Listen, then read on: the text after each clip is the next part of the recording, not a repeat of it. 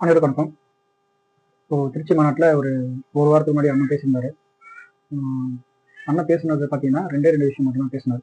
அந்த 2 விஷயம் தான் வந்தது. ஆனால் மத்திய அரசு சார்ந்த ஒரு கண்டனமும் வரல, கர்நாடக அரசு சார்ந்த ஒரு கண்டனமும் வரல, கர்நாடக அரசை எதிர்த்தும் கண்டனம் பண்ணல. ஓகேங்களா? இது இல்லாமல் பெட்ரோல் டீசல் விலையை எதிர்த்து எதுவும் பண்ணல. எதெல்லாம் அவர் பண்ணலை, எதெல்லாம் அவர் பேசியிருக்காரு அப்படிங்கிறது இந்த வீடியோட தொகுப்பு. ஸோ என்ன பேசியிருக்காருன்னு வச்சுக்கோங்க. அவர் பேசுனதுல 4 வார்த்தை பேசினார்.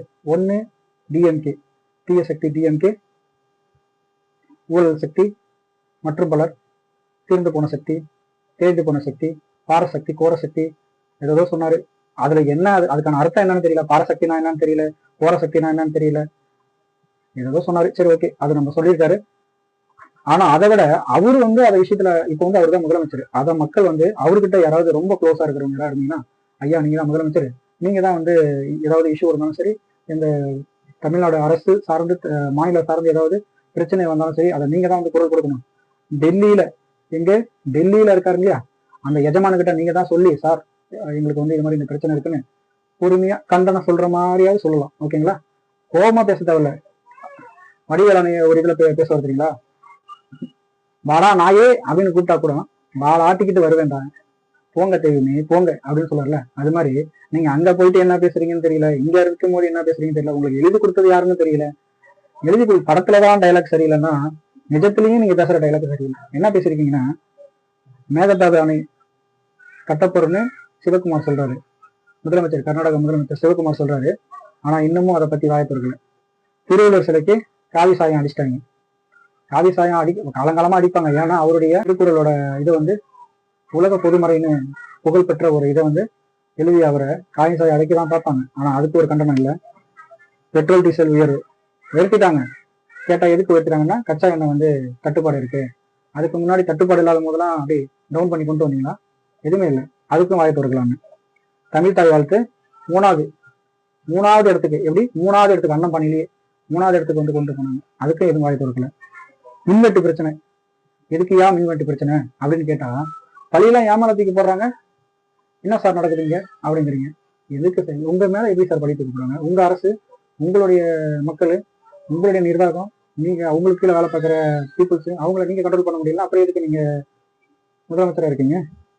பிரதமர் மோடின்னு கூட இருக்காங்க. பிரதமர்னால சொல்றீங்களா? மத்திய அரசு இல்ல, மத்திய அரசு கூட சொல்லிட்டாங்க, ஒன்றிய அரசு. ஒரு வார்த்தை வந்ததாதுல மும்மொழி கொள்கைக்கு டிஎம்சி ஸ்கீம் வெளியிட்டாங்க. அதுக்கு சார்கிட்ட ஒரு வார்த்தை லெட்டர், எனக்கு 1 மாசத்துல கையெழுத்து வேணும்னு சொல்லி ஒப்புதல் வேணும்னு கேட்டிருக்காங்க. ஒரு கண்டனம் இல்லை. கல்வி நிதி இன்னும் வரல.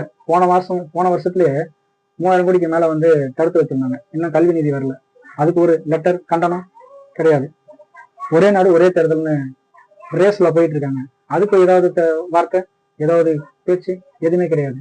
ஏன் எது கிடையாது? இப்ப எங்க போயிட்டாங்க இந்த விசிகா, கம்யூனிஸ்ட், காங்கிரஸ், ஐஎம்எல் எங்க போயிட்டாங்க?